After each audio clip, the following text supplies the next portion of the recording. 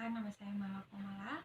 Di sini saya ingin menjelaskan tentang revolusi industri 4.0. Revolusi keempat ini menjadi perbincangan di banyak pihak seperti pemerintah, industri, dan perusahaan mempersiapkan untuk menghadapinya. Namun, revolusi industri 4.0 tentunya tidak ada begitu saja. Revolusi ini muncul setelah melalui berbagai proses yang sangat panjang. Jika kita tertarik untuk mengetahui lebih lanjut mengenai revolusi industri 4.0 ini, mari kita sama-sama mempelajari sejarah revolusi industri yang dimulai pada tahun 1800. Yang pertama, revolusi industri yang pertama itu dimulai pada abad ke-18 dengan ditemukan mesin uap dan mesin manufaktur. Yang kedua, revolusi industri kedua ini dimulai pada abad ke-19 seperti ditemukan produksi massa dan mesin listrik. Yang ketiga, ada revolusi industri ketiga ini dimulai pada abad ke-20 seperti ditemukan komputer dan teknologi informasi. Namun, yang keempat saat ini sedang berada di era revolusi industri keempat ini. Memasuki revolusi industri keempat titik nol, tentunya kita berada di era yang sangat modern seperti ini. Namun yang saya ketahui, revolusi industri keempat ini sedang berlangsung dan mengabulkan antara batas fisik, digital, dan bios.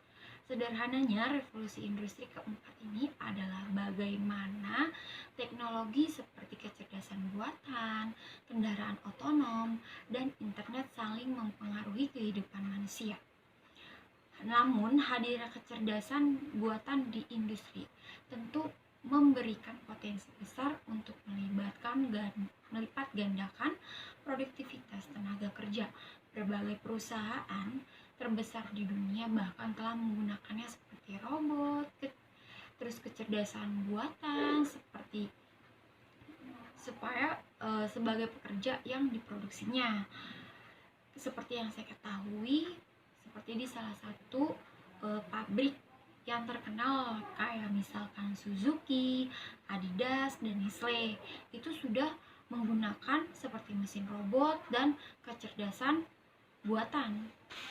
Lalu, namun di Indonesia yang saya ketahui itu sudah berada di daerah Cikarang, Jawa Barat, sudah menggunakan teknologi robot seperti ini. Namun di balik manfaat kecepatan otomatis industri, banyak sekali tantangan bagi ekonomi menghadapi revolusi industri yang keempat ini. Ada beberapa manfaat terjadinya revolusi industri 4.0 yang saya ketahui. Yang pertama, minim resiko human error karena komputer memiliki kontrol penuh sehingga hasil pekerjaan cenderung konsisten.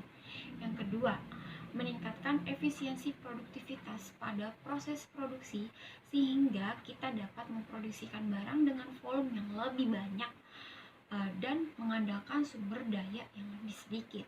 Yang ketiga, data yang terhubung ke cloud computing terjamin keamanannya.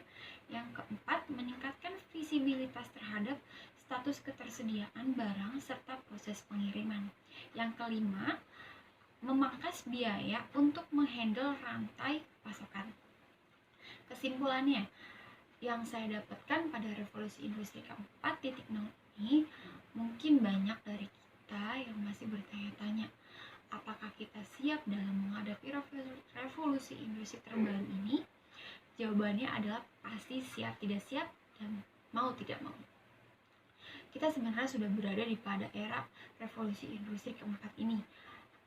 Karena kesadarannya yang masih belum tinggi terhadap perubahan tersebut, kita hanya perlu menunggu efeknya yang akan semakin terlihat jelas di kemudian hari.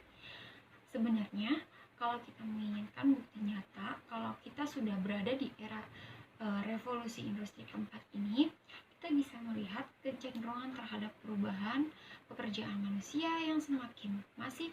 Sayangnya kebanyakan masyarakat di negara kita masih takut menerima perubahannya, terlebih yang berkaitan dengan teknologi.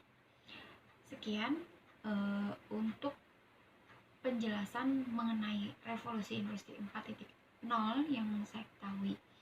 Terima kasih sudah menonton video saya. Selamat pagi.